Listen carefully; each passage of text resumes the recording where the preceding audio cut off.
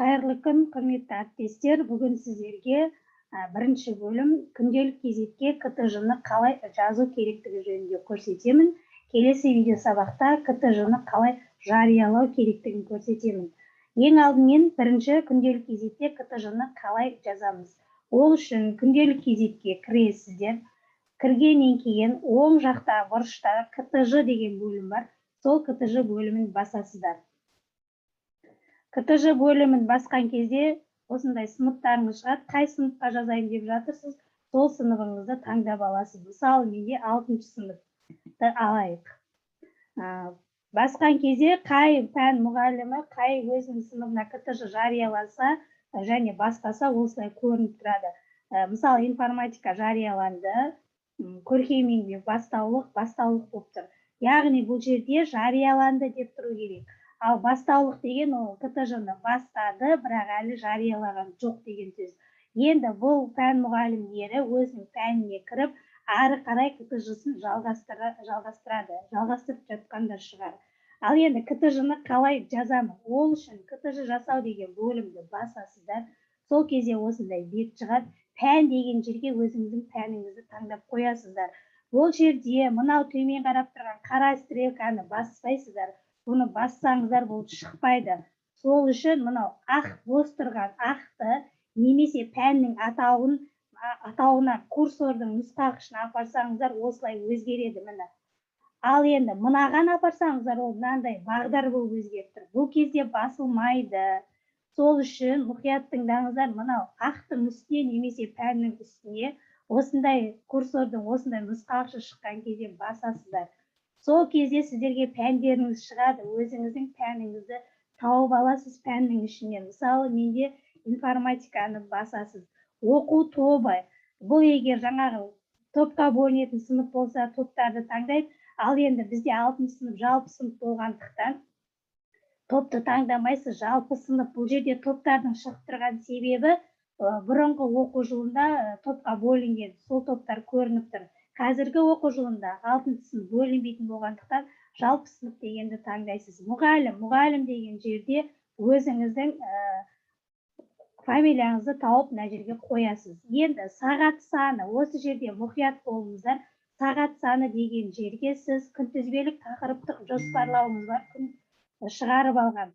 Сол жерде сізде бір жылдық қанша сағат соны жазасыз. Мысалы, 1.90-дағы 8 сағатыңыз мысалы 15 сағатыңызды дейге оларды жазбайсыз, тек жылдық сіздің қанша сағат жылдына, сол пәніңіз бойынша сол жылдық сағатыңызды жазасыз. Мысалы, менде 34 сағат.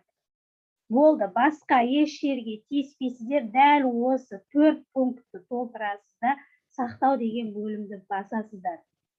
Енді басқаннан кейін сіздерге осындай КТЖ-ны басталған бет ашылады. Міне, күнтізбелік тақырыпты жоспарлау бастаулық болып тұрады.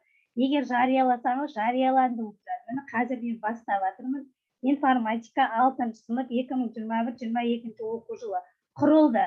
30-11 ай 2021 жылы құрылды. Яғни осы кезде мен аштым деген сөз. Енді төмен жағында оқысаңыздар, міне, назар аударыңыз. КТЖ барлық оқу жылына құрылу қажет. Жариялаудан алдын оқу жылының соңына дейін барлық тақырыптар енгізілгеніне көз жеткізіңіз. Сонда КТЖ-ны бір жылдық болып жазасыз. Енді қалай бастаймыз? Ең бірінші бөлімді қосу, мына жерде тақырыпты қосу деген 2 пункт шығып. Сіздер ойламаңыздар, күнделік кезеттің КТЖ бөлімінде бәрібір бөлім көрінбейді, тек тақырыбым көрініп тұрады. Бөлімді қоспаймын, тек тақырыпты қосамын десеңіздер қателесесіздер. Егер де тексерген жағдайда, КТЖ-ның ішін ашып тексеретін жағдай болса, сіздің бөліміңіз көрінбей тұратын болса, сізде бөлімді жазбаған деп, оны да қатеге шығаруы мүмкін.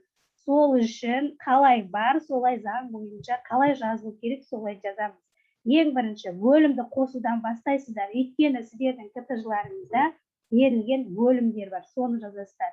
Бөлімді қосу дейсіздар, бөліміңіздің атауын жазасыздар. Мысалы, менде компьютерлік жүйелер мен жүйелер. Соны теріп жазасыз. Компьютерлік жүйелер мен жүйелер. Жазамында сақтау батырмасын басасыздар. Сол кезде міне компьютерлік жүйелер және желілер бөлімі пайда болды. Енді бірде-бір тақырып жоқ деп тұрды, астында тақырыпты қосу депті. Осы тақырыпты қосу деген батырманы басасыз да, енді сол бөліміңізде сізде қанша тақырып бар, сол тақырыбыңызды жазасыз. Мысалы, менде бірінші тақырып эргономика дегеніміз не?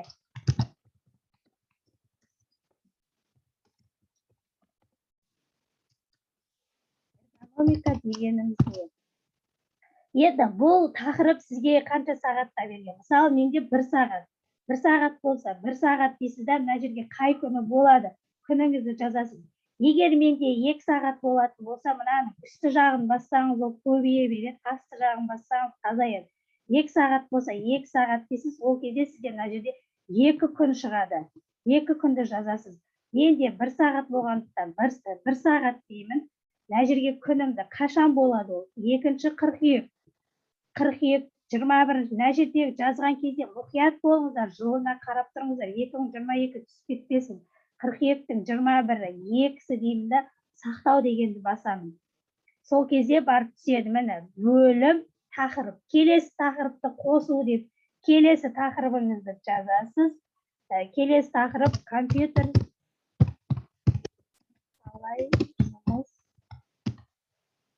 қалай жұмыс дейді. Келесі тақырып болмаған 1 сағатқа берілген, міне. Ол қашан болады? 9-ы, қыркүйектің 9-ы күні болады, сақтау. Тура күнтізбеліктегіңізді жазып шығасыз. Бөлім, тақырып. Тақырыпты жазып атсыз, деген тақырыбыңыз бітті. 2-ші бөліміңіз жазу керек. Келесі дейсіз да, тақырыбыңыз біткен екен, келесі бөлімді қосу, енді 2-ші бөлімді қосасыз. Менде мысалы 3D графика. 2-ші бөлімім сақтау дейміз. Мына 1-ші бөлім мынауыңыз кетті, мына енді 2-ші бөліміміз. Енді 2-ші бөлімде сізде қанша тақырып бар? Мысалы, 7-8 тақырыптарыңыз бар ма? Сол 7-8-і, 7-8-і осы жерге түсіресіз. Тағы да тақырыпты қосу, тақырыбыңызды жазасыз. Мысалы, редактор құралдары. Ол 2-ші бөлімдегі тақырып 1 сағатта берілген, бұл енді 11-і, қарашаның 11-і. Сақтау. Осылай жазып кете бересіздер. Бөлімді қосу, міне. Бөлім, қараңыз, мынау бөлім, тақырып, бөлім, тақырып, өзі жазып қойған ғой, тақырып деп, тақырып. Осылай 1 жылдыққа бөліміңізді, тақырыбыңызды жазасыз. Міне сонда сізге көрсетіп тұрады. Мына жердегі тақырыбыңыз 2 сағаттан 2. Мына жердегі тақырыбыңыз 1 сағаттан 1. Астында мына бөлікке қарап отырасыздар. Осы жерде сізге қанша тақырып жаздыңыз, қанша сағат саны жазылды, осы жерде шығып тұрады. Әр жаз болған сайын, мына жерде оқып отырсаңыздар, міне, барлық тақырыптар саны. Қазір 3 тақырып жазылды, 3 сағат жазылды. Осы жерден көрініп тұрады. Енді тағы бір айта кететін нәрсе, мысалы, сіз мына жерде бөлімді жазған кезде, бөлімді қате жазып қоюыңыз мүмкін. Ол кезде бұны өшірмейсіз, оны туралайсыз. Ол үшін қаламның белгісіне барып шертесіз. Сөйтесіз да, қай жерден қате кеттіңіз, сол жерден қателігіңізді туралап аласыз да, қайтадан сақтау дейсіз.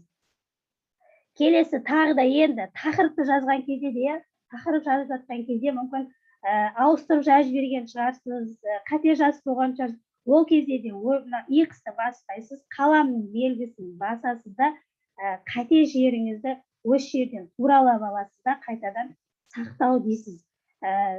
Келесі тағы бір айта кететін жайт, осы тақырыппен күнді жазып жатқан кезде, мынау күннің жазылғанына сіздер мұқият болыңыздар. Жаңағы жылдарыңызға, мынау 9-ші ай емес, 10-ші ай түсіп кетуі мүмкін, 8-ші ай түсіп кетуі мүмкін. Енді көп тақырыптар жазатын пән мұғалімдер бар ғой, пәндер бар ғой, көп сағаттар бар. Енді бір ортасына 4-ші, 3-ші тоқсанға келгенде жаңылыс қалуы мүмкін ғой. Сол кезде мұқият, әрбір жазып жатқан күндеріңізге мұқият болыңыздар. Егер мына жердегі күндеріңізді шатастырып жазып қойсаңыздар, ертең жариялап үлестірген кезде 90-ға, сол кезде тақырыптарыңыздың бәрі ауысып, ана жақтың бәрі ауысып, оны қайтадан мына жақты ашып қойып, туралауға тура келеді.